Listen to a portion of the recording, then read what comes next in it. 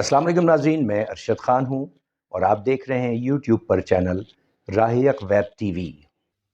ناظرین، الحمدللہ رب العالمین، مجھے اپنے مسلمان ہونے پر فخر ہے اور شکر ہے کروڑوں بار کہ اللہ تعالیٰ نے مجھے مسلمان گھرانے میں پیدا کیا۔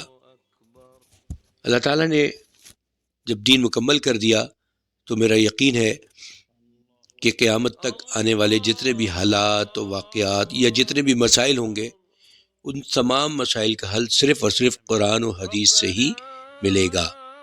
ناظرین، ابھی دو احادیث آپ کے سامنے پیش کروں گا۔ 1450 سال کا عرصہ گزر چکا ہے، لیکن ان دونوں احادیث کو پڑھ کے آپ کو بالکل ایسا محسوس ہوگا جیسے نبی پاک صلی اللہ علیہ وسلم کا فرمان یہ آج ہی کے لیے ہے۔ جی دیکھیے، پہلی حدیث ہے، اس کا ٹائٹل ہے قومی دولت حکمرانوں کی عیاشی پر خرچ نہیں ہو سکتی۔ یہ ٹائٹل تو ظاہر ہے ہم نے بنایا ہے، لیکن اس کی جو حدیث ہے وہ میں ابھی آپ کے سامنے پیش کر رہا ہوں۔ نبی کریم صلی اللہ علیہ وسلم نے ارشاد فرمایا، جس شخص کو ہم نے کسی جگہ کا عامل یعنی حاکم بنایا، اگر اسے نکاح کی ضرورت ہو تو اسے چاہیے کہ ایک بیوی بیاہ لے۔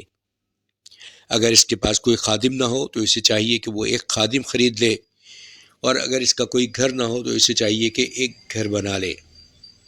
اگر وہ اس کے علاوہ عیاشیوں، فضول خرچی اور کرپشن کے لیے قومی خزانے سے کچھ لے گا تو وہ خیانت کرنے والا اور چور شمار ہوگا۔ دوسری حدیث ہے رسول اکرم صلی اللہ علیہ وسلم نے ارشاد فرمایا، تمہیں قیامت کے دن حقداروں کو ان کے حقوق ادا کرنے ہوں گے، یہاں تک کہ بے سینگ بکری کو بھی سینگ والی بکری سے بدلہ دلایا جائے گا۔